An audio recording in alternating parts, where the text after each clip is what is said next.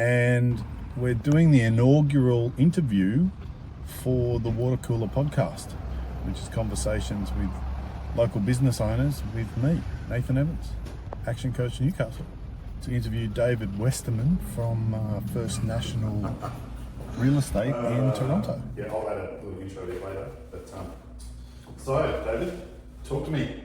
What drives you in your business and why do you want to do it? Why do you do what you do? Well, very passionate about real estate. My background was actually in finance, but I've since merged into real estate and have a fantastic business here in Toronto and absolutely love it. It's great. Okay, so with the finance before that, you didn't do real estate. It was a change that you made in your career. Yeah, so basically my wife and I owned a finance business which we sold. Yep. And part of the condition of that sale was I had a restraint of trade in finance for 5 years, which meant I couldn't go back into finance and compete for a 5 year period, which is a long time. So I sort of thought, what's something else I can do? And real estate was a natural progression from finance because they're sort of related, and it suited me to a T. So it was the perfect change in career back probably 15 years ago now. Yeah. Okay. That kind of answers one of our questions, and what did you do before? But so in finance, had your own business. So you come from a background of being in business for yourself? Pretty well, yeah, for a long time. Yep. And intermittently, probably 20 years ago, I may have put my foot back into a PAYG type role, but always found myself coming back. You're probably the same. Yes. And once you've done it on your own, it's really hard to go back. So that's why I'm back on. How long have you been in this business for? So my relationship with First National has been about 7 years. Yep. This office here that we're standing in is our new Toronto office, which has been up and running for about just over 12 months in this new location. And it's fantastic. Yeah, we love it here. Toronto's a great spot. Yeah, it is. How big is the business? So how many people do you employ? So we have 12 full-time staff. Wow, okay.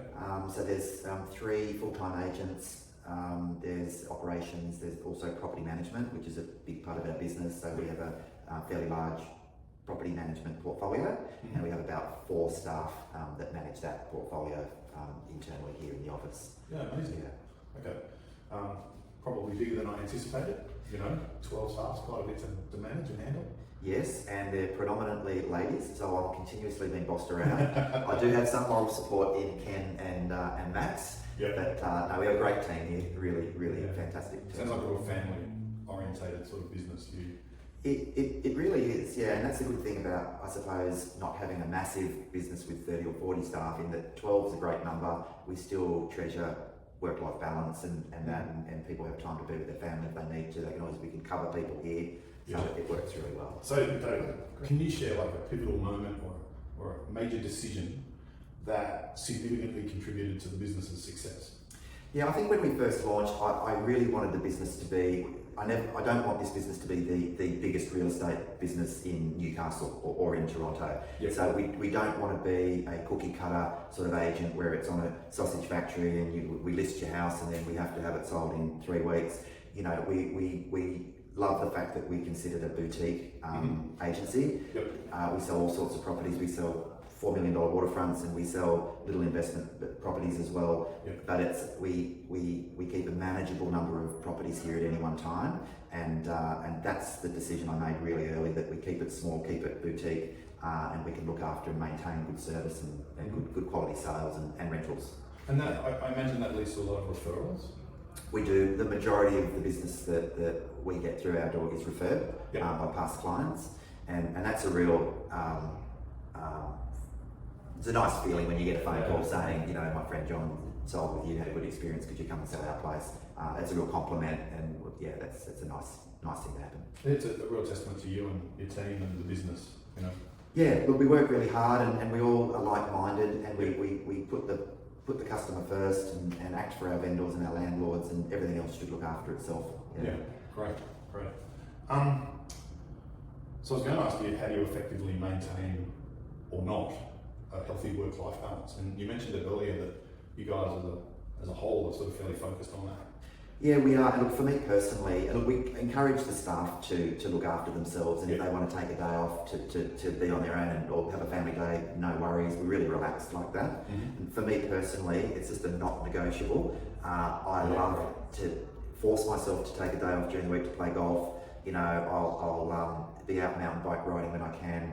I love to have a beer with you when I can. You know, so all of that stuff's really important to me, and I insist I really engineer my week around me having time. Yes. Because we work weekends, and you know, I'm sitting on the couch and my phone goes off. I'm answering a text from a buyer, and so it's important to push yourself to have that time.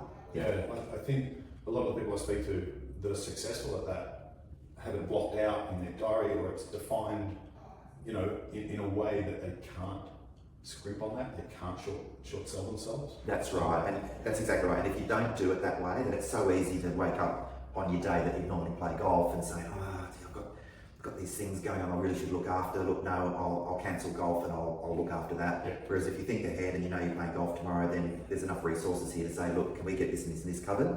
Because I'm on course tomorrow. And I guess that's why it's so important to have a really good team and good systems in place. Yeah. So that you can actually extract yourself on those days to spend the time for yourself. Yeah, it is really important to do that, and I think that's one of the things we've done really well. And again, call it selfish, you know, behaviour, but I think it's so important that if you're fit and you're healthy and you're getting some sun and you're going for a walk or whatever, that will then pay off in your work life. Yep. You know, and we try and get the whole team to try and do that. Not everyone does. Some people have their different timelines or whatever, but for me, it's important. Yeah, great. And just out of interest, what's your golf handicap? I'm off 16. Okay. So to some people, that sounds like a really good handicap. To me, that sounds fantastic. Right. Well, I can tell you, if you're off 1 or 2, 16 is, you know, it is not so good. You know. So yeah, it's. But you enjoy it. I enjoy the challenge. Yeah. Yeah. Sure. Yeah. So within work, and it probably overlaps into life in general, how do you approach challenges and setbacks? Well, real estate is full of challenges and setbacks, and there'll be circumstances all the time where, I don't know, you might have a buyer for a property and they then decide in the 4th day of the cooling off period that they want to not proceed. Yeah. You know, that's a big setback, obviously for the agent, but probably more so for the owner. Yes. So there's a lot of dusting off and carrying on in this job. Yep. And you need to be able to be optimistic, but be sensible as well. Yep. And I suppose also set the expectation with the owner, for instance, in this example, where, look, Nathan, we've got your buyer, they've signed a contract, they have a 5-day call-off period, but they can still pull out in that period of time. You know, so you've set the expectation that can happen. And when something negative like that does happen, yeah, it's a blow psychologically. Yes. Yeah, sure. But you just have to get back in the saddle and keep going, and that's part of being a good agent, that you can take the ups and the downs. Yeah, and I imagine your mindset around that is obviously quite strong and clearly defined. You know how to deal with it, and you know how to move forward. Yeah, if you know that it's a possibility, yes, then if it happens, you're ready for it. Yeah. But it's also, just from experience, it's about upfront sharing that potential outcome with your owner, so that if it does happen, it's not a massive shock. It's disappointing, but they're also ready to get back up and get going as well. Yeah, fantastic. Key metrics and indicators. Do you track and measure the performance and growth of the business? I knew you were going to ask me this. You're going to whack me over the head when I answer this. Because if we don't measure it, we can't manage it. Yeah, and that's why I love talking to you, because you're very business minded, and it becomes a nuts and bolts thing, which is really important. And I know a lot of business owners probably don't give that nearly as much thought. So what I try and do is I try and keep close account of what my operating costs are. Yep. And then obviously what sort of income is required as a minimum to cover that. Mm-hmm. And to be really across that all the time. And then there's other expenditure that we have that might be variable expenditure, like marketing, that we might spend money on marketing for the business, mm-hmm. that we know we can dial up or down depending on how we're going at that time. Yep. And the good thing, I suppose, about real estate is that there's a bit of a gestation period when you sell a house to when you get settlement, which might be could be 6 weeks, could be 3 months, could be 6 months. Yep. So at least we have some warning as far as a pipeline, you know what I mean, of how the business is tracking for the next 3 months, 6 months as far as what's locked in. I'm not probably as in the detail as I should be, which I know you'll scold me on. And that's something that I think all business owners should be open-minded to be more across. You know. I find it very interesting. I speak to a lot of business owners, and they aren't across their numbers. Some aren't across their break even. Some really are flying blind. Yeah. And I think it's great that you're aware of what's going on to a degree, but you're also aware of where maybe there's some gaps. And I think being mindful of that, it allows you to correct and adjust. Yeah. As you move forward.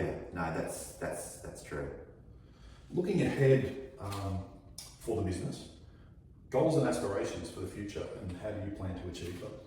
I want to look, I pride myself on the fact that I think this business has a really good culture. Like, this is an attraction business. People actually knock on the door and want to work here, which is really complimentary. So I want to keep that culture in the business. Everyone who works here is sort of very like-minded, very different personalities, but very like-minded, and I want to keep that culture. It's really important to me.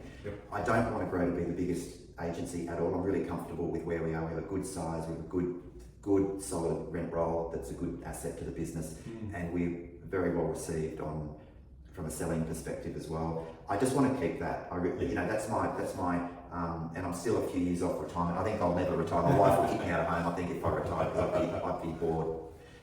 But just keep fit, keep healthy, keep happy, and hopefully the rest looks after itself. That's really